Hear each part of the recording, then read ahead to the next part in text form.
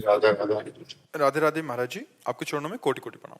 गुरु जी, मेरे जीवन में सब कुछ होने के बावजूद मैं भीतर से अशांत और बेचैन रहता हूँ। मैं हमेशा कुछ ना कुछ अधिक पाने की चाह में लगा रहता हूँ। हाँ, जैसा आपका प्रश्न है ऐसे एक आई थी, वो कहा मेरे पास सब कुछ है पर मैं अशांत हूं। बिल्कुल ठीक यही प्रश्न था।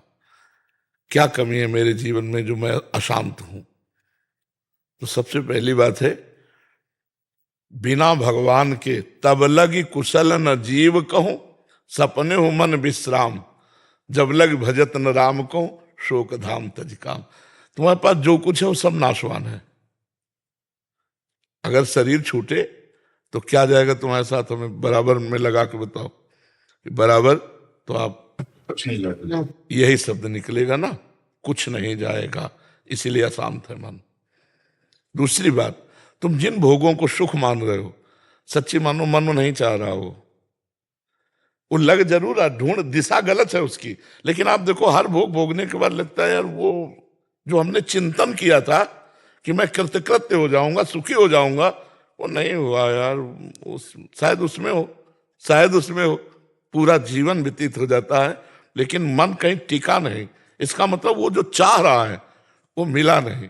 और यदि भगवान में लगा दो तो देखो केवट क्या कह रहा है, अब कछुनाथ न चाहिए मोरे, दीन दयाल अनुग्रह तोरे।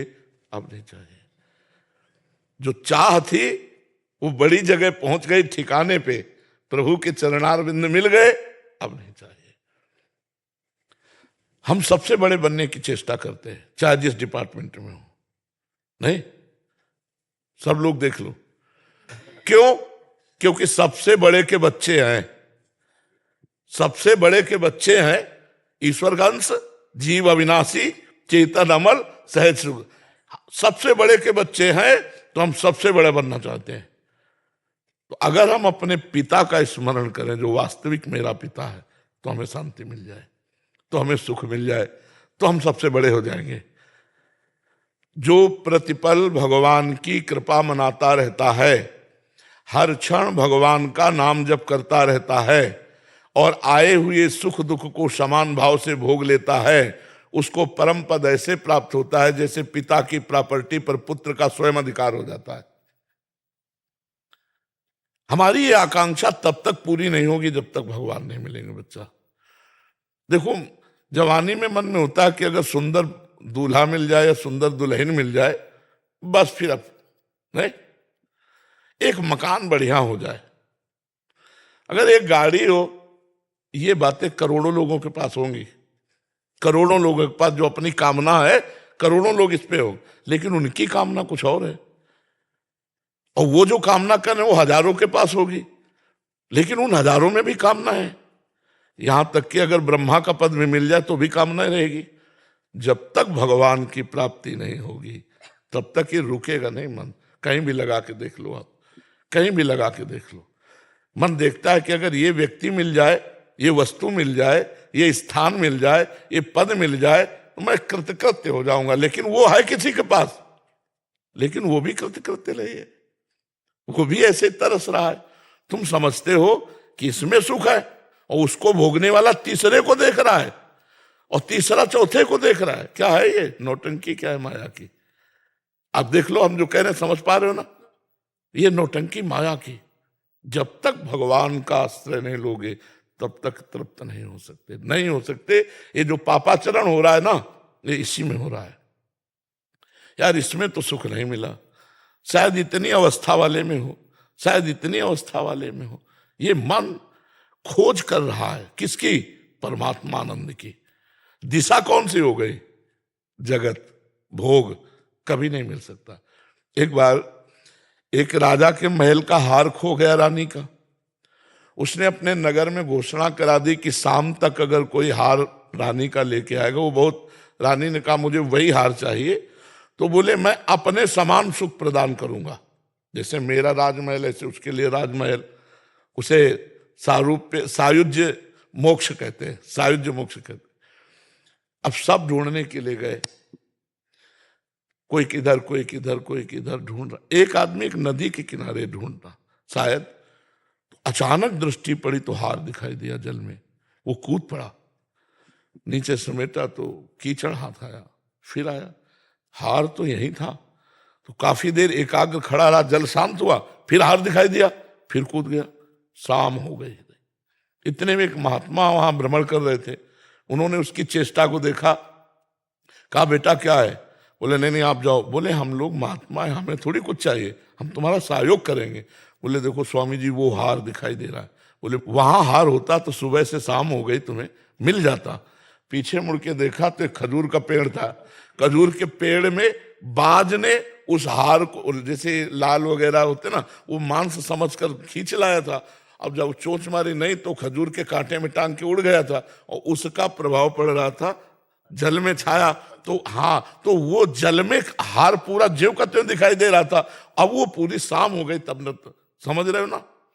भगवान रूपी राजा ने जीव रूपी प्रजा को कि तुम जो मेरा स्वरूप आनंद है उसको खोज लो, आनंद को, तो मैं तुम्हें सायुज्य मोक्ष दूंगा।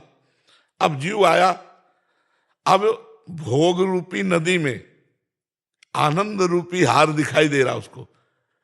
धन का भोग कर लूं, पद का भोग कर लूं, ये सब प्रकार के भोग, खान पान का भोग, देखने का भोग, सुनने का भोग, आनंद इनमें दिखाई दे रहा कि नहीं दिखाई दे रहा? मिला किसी के हाथ में? आप देखो, वही जैसे वो कीचड़ हाथ में लगता है, वैसे पश्चाताप हाथ में लगता है कि यार पूरा जीवन हो गया, वो चीज तो नहीं है, इसमें होगा आनंद। वो भोग नदी में ही खोज रहा है, योग की तरफ नहीं। जब लौटे, जिधर मुख किए उधर नहीं मिलेगा, लौटो। जब लौटे तो खजूर का पेड़ जैसे ऊंचा होता ना, ऐसे भक्ति योग, ज्ञान योग, अष्टांग योग, इन योगों को जब धारण किया तो उसी में आनंद मिल गया। समझ रहे हो?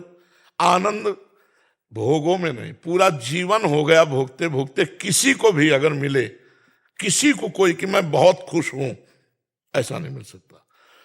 बहुत बड़े पद में वो इतने डिस्टर्ब थे, तो आप लोगों को लगेगा कि 20 गाड़ियां चल रही साथ में और इतना सब, कितने सुखी होंगे। लेकिन जब पर्सनल बात की ना, वो पर्सनल इसीलिए रुके थे अपनी समस्याओं का समाधान। तो हमका नाम जब करो, हमारे पास तो एक उपाय है, अमोघ उपाय है। जासु नाम भव भेषज हरन घोर त्रैशूल। तीनों शूलों का नाश करने, दैहिक दैविक भौतिक तीनों तापों का नाश करने की सामर्थ्य भगवान के नाम में।